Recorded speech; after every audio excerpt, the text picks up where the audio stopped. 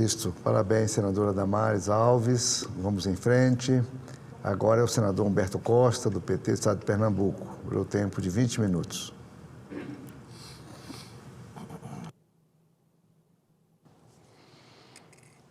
Senhor presidente, senhoras senadoras, senhores senadores, o público que nos acompanha pelos serviços de comunicação do Senado Federal e que nos segue pelas redes sociais. Naturalmente que no dia de hoje o meu discurso tratará da prisão preventiva determinada pelo Supremo Tribunal Federal em relação ao ex-presidente Jair Bolsonaro, mas não posso também deixar de fazer aqui uma manifestação sobre esse escândalo do Banco Master. Sem dúvida, é algo que assusta a todo o país, como um aventureiro, num espaço de 5 anos, se torna um bilionário à frente de um banco que ele comprou em situação de absoluta falência e que conseguiu, principalmente pelos meios políticos de que dispõe, as amizades, as relações com muitos políticos no nosso país, chegar a essa condição, inclusive de até o presente momento não, mas até bem recentemente, atuar de forma impune.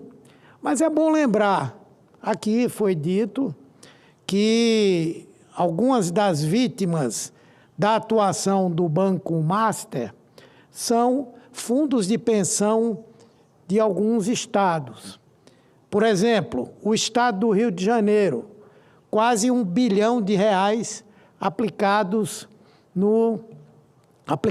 no Banco Master. Quem é o governador do estado do Rio de Janeiro? É o senhor Cláudio Castro, um dos ícones da extrema-direita brasileira, sondado até como eventual candidato à presidência da República depois daquela operação realizada no Rio de Janeiro, em áreas da periferia. Depois, o Banco Regional de Brasília. Esse ainda foi pior, porque comprou papéis que não tinham nenhum valor, inteiramente falsificados. E o Banco Regional de Brasília não só foi vítima desse golpe, no valor de R$12 bilhões, mas como também tentou, por diversos meios, adquirir esse banco. Chegou a injetar recursos dentro do banco. E quem é o responsável pelo Banco Regional de Brasília? É o governador Ibanez Rocha. Também um ícone da extrema-direita. Dizem que ele não consegue mais dormir. Tem que tomar aqueles remédios que Bolsonaro estava tomando, porque ele não consegue dormir. Porque a denúncia que está feita mostra claramente a conivência, o interesse que tinha o próprio governo de Brasília em adquirir aquela massa podre do Banco Master. Portanto, é importante que se investigue mesmo. É fundamental que se investigue. É fundamental que se investigue os parlamentares que apresentaram projetos de lei para elevar os recursos do Fundo Garantidor de Crédito de 250 mil por pessoa para R$1 milhão. Veja que ousadia! Apresentar um projeto de lei para ampliar a garantia de pessoas lesadas de R$250 mil, que é o que cada um vai poder receber, muita gente vai perder muito dinheiro, fundos de pensão vão ter que esperar a liquidação total e a venda dos bens do Banco Master para saber a que é que vão ter direito, e essas leis que foram aprovadas aqui, pela genialidade de alguns, não foram aprovadas, né? Graças a Deus, estavam no caminho de serem votadas. E a pressão que foi feita para obrigar o Banco Central a aceitar a venda do Banco Master ao BRB. Hoje os jornais falam de pressão incomensurável sobre o Banco Central. Chegaram a resgatar um projeto de lei que estava lá na Câmara para dar ao Congresso Nacional o direito de promover impeachment de membros do Banco Central. Qual era o objetivo disso? Era uma chantagem, era uma ameaça. Ou vocês aprovam essa compra que ia terminar de quebrar o governo de Brasília, ou então nós vamos tirar vocês do Banco Central. Por isso, é fundamental que se faça mesmo essa investigação. Cada um, não interessa de onde, tem que responder por relações que tinha ou por ações que beneficiaram o Banco Master. Mas, senhor presidente, eu quero, como eu disse, falar sobre a decisão do Supremo. Não é mais uma decisão monocrática do ministro Alexandre de Moraes, mas, por unanimidade, o Supremo manteve a prisão preventiva de Jair Bolsonaro. Obviamente que não é do meu feitio, nem eu vou aqui fazer chacota com a desgraça de quem quer que seja. Mas nós passamos por uma situação como essa quando o presidente Lula foi preso. As chacotas, as brincadeiras, aquele boneco, a agressividade e a parcialidade do Poder Judiciário, especialmente do juiz que comandava aquele processo, o senador Sérgio Moro, não é? Do Tribunal Regional daquela região, e por coisas que ninguém lembra. Ninguém lembra que o presidente Lula foi impedido de acompanhar o funeral do seu irmão, no período que estava preso. O presidente Lula quase foi impedido de acompanhar o sepultamento do seu neto. Foi proibido de falar no sepultamento do seu neto. Foi proibido de dar entrevistas. Então, os que hoje vêm defender um processo de que o ex-presidente estaria sendo perseguido, deveriam lembrar disso. O próprio presidente Bolsonaro sempre foi uma pessoa que escarneceu dos direitos humanos para presidiários. Ele dizia o tempo inteiro. E de um tempo para cá, como algumas pessoas foram presas pela tentativa de golpe de Estado, ele passou a defender, junto com outros que estão aqui, que as pessoas tenham como devem ter, todos devem ter, os seus direitos humanos respeitados. O que aconteceu, senhor presidente, foi um processo justo, de mais de 2 anos, entre investigação e o julgamento final. Um processo legal onde houve direito de defesa, onde houve direito de contestação de provas e argumentos do Ministério Público. Um processo que está prestes a transitar em julgado. E o que é que aconteceu? O presidente da República, ex-presidente, resolveu protagonizar um escândalo ao tentar, em meio à prisão domiciliar que o beneficiava, e ele foi para a prisão domiciliar porque a sua própria condição de saúde foi levada em consideração naquele momento, decidiu romper a tornozeleira eletrônica na madrugada do último sábado.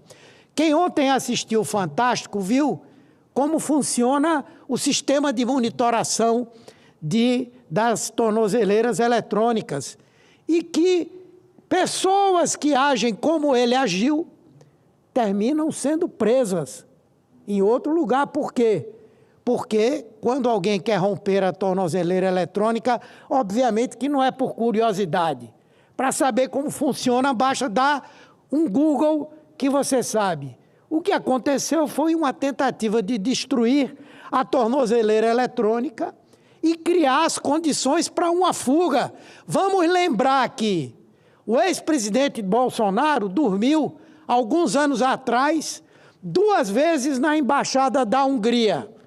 E ele disse que foi lá para conhecer, para saber como é que era, e tudo que se pôde apurar, então, era de que ele estava imaginando como faria num eventual pedido de exílio ao governo de extrema-direita da Hungria.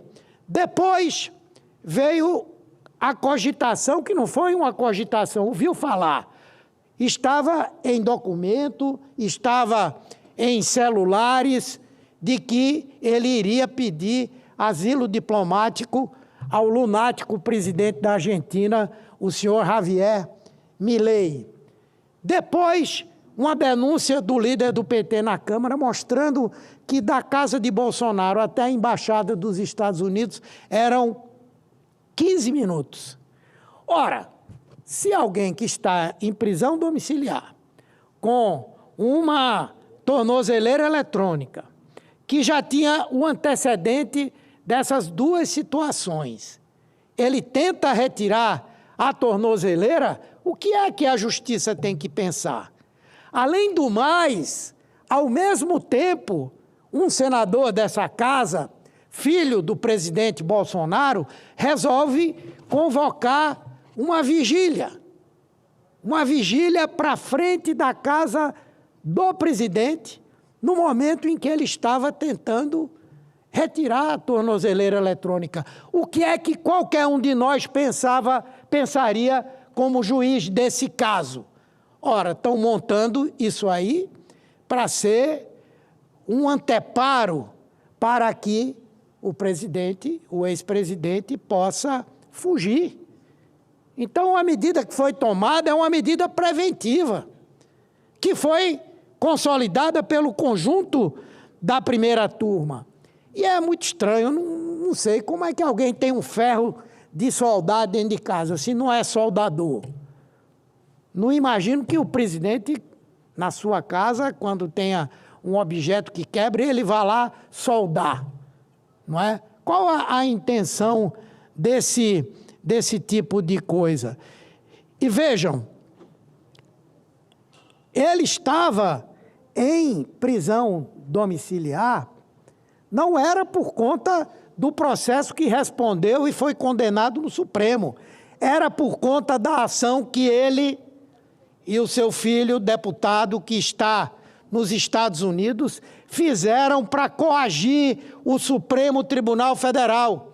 E quem pagou o pato dessa coação foi o povo brasileiro, com o tarifaço que foi adotado pelo presidente Trump e também pessoas importantes da República que sofreram com as sanções da Lei Magnitsky, inclusive membros do Poder Executivo, funcionários públicos, ministros do Supremo. Então, não era nem por isso que ele estava na prisão domiciliar. Lógico que as alegações dos advogados, as orientações dos advogados, para que o ex-presidente dissesse na audiência de custódia que aquilo foi por conta de medicamentos que ele estava tomando. Sim, aqueles medicamentos podem gerar algumas situações de confusão mental, de alucinações, mas é menos de 2% dos casos, menos de 2% das complicações. E um surto que começou de noite e pouco tempo depois ele já se extinguiu, sinceramente, eu não consigo muito entender. Então, a justiça não podia fazer outra coisa, porque os antecedentes estão aí. O senhor Alexandre Ramagem, deputado federal, estava fazendo chacota com o povo brasileiro lá nos Estados Unidos, dizendo que estava sob a proteção do governo, fugiu do Brasil, ele não podia sair do Brasil, foi sem passaporte, saiu ilegalmente. Dizem que foi lá pelo Paraguai, de lá seguiu em frente com o apoio do governo americano. Então, o que é que o ministro Alexandre de Moraes poderia pensar? A senhora Carla Zambelli fugiu também. Agora está presa lá na Itália e deve ser deportada para o Brasil para cumprir pena aqui. Ou, por outro lado, se realmente é verdade que ele estava sob um surto, ele não estava sozinho em casa. Será que ninguém viu? Será que ninguém, naquele momento, não mandou buscar um psiquiatra para ver o que diabo era aquilo, se o remédio estava causando aquilo que é possível de causar? Será que o deixaram sozinho, sabendo que ele está vivendo um momento de extrema dificuldade? E nós reconhecemos isso. Mas o fato é que agora chegou o fim da linha. Não acredito que depois de tantos ataques violentos às medidas cautelares, será fácil o senhor Jair Bolsonaro garantir a prisão domiciliar. Acho difícil que a justiça aceite.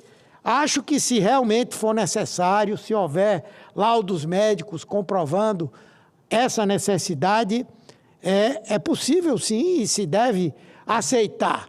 Mas, diante dessa ação reiterada, uma ação de alguém que pratica o crime de forma contumaz, como é que o Supremo vai poder tratar alguém que menospreza as próprias decisões do Poder Judiciário? Mas isso caberá ao próprio Supremo Tribunal Federal. Mas agora, o que tem que acontecer, o que já está acontecendo, é o regime fechado, é o cumprimento da pena. E essa semana, quando terminarem todos os recursos possíveis, que agora são protelatórios, porque não há mais condição de terem guarida dentro do Supremo Tribunal Federal, não é? O que resta é o cumprimento da pena. Na verdade, por que é o fim do mundo? O presidente Lula passou 560 dias preso na Polícia Federal em Curitiba. Em nenhum momento ficou se lamuriando, se lamentando. O que ele fez o tempo inteiro foi denunciar o lawfare, a injustiça, a perseguição, lutou até o fim, até que a sua inocência foi reconhecida e saiu da cadeia praticamente para se tornar presidente da República. O homem que dizia durante a pandemia, milhares de pessoas morrendo, em que ele dizia, vamos acabar com o mimimi. O que é isso agora? Então, eu entendo que será muito difícil que essa conclusão desse processo não vá terminar em cumprimento de prisão em regime fechado, em um lugar adequado, que respeite a condição dele, da sua idade, da sua saúde, da condição de ex-presidente da República. Existe aí um simbolismo também que me parece que as pessoas tentam colocar como uma coisa do outro mundo. Aí se fala nessa questão da Papuda. Eu não estou defendendo ninguém ir para a Papuda, mas quanta gente que ficou presa ali? Quantos políticos, empresários que foram presos? Não, essas pessoas não ficam ali no lugar, juntamente com os demais presos, e eu não desejo nem defendo que o presidente, o ex-presidente, vá lá para a Papuda. Mas nós entendemos que agora o que falta é realmente uma um cumprimento da pena. E eu vou mais além, isso vai mais além. O presidente Bolsonaro foi condenado, junto com os seus assessores, a 27 anos de cadeia por uma tentativa de golpe de Estado. Eu imagino que se aquele golpe tivesse dado certo, onde é que estaria o respeito aos direitos humanos? Muitos de nós teríamos sido assassinados, presos, torturados, exilados. Com toda certeza, teríamos os mandatos cassados. E, portanto, o presidente está tendo todas as garantias e o respeito aos seus direitos humanos. E, com certeza, ainda tem uma conta para ser paga. As 700 mil pessoas que morreram na pandemia pelo descaso do governo Bolsonaro, pela demora em comprar as vacinas, pela adoção de medidas que não eram as medidas de isolamento, mas de exposição das pessoas para que elas adquirissem a doença. Então, senhor presidente, eu vou concluir aqui, mas quero repetir. Todos nós defendemos que o presidente da República, o ex-presidente Bolsonaro, tenha direito a tudo que for necessário para a preservação da sua saúde e para o respeito aos direitos que ele tem e que todos os outros seres humanos têm também. Mas tentar desqualificar a decisão do Supremo, quando estava claro que a tentativa de romper aquela tornozeleira eletrônica ia desembocar numa tentativa de fuga, é algo que só as pessoas que não conseguem enxergar um passo à sua frente podem imaginar. Muito obrigado, senhor presidente.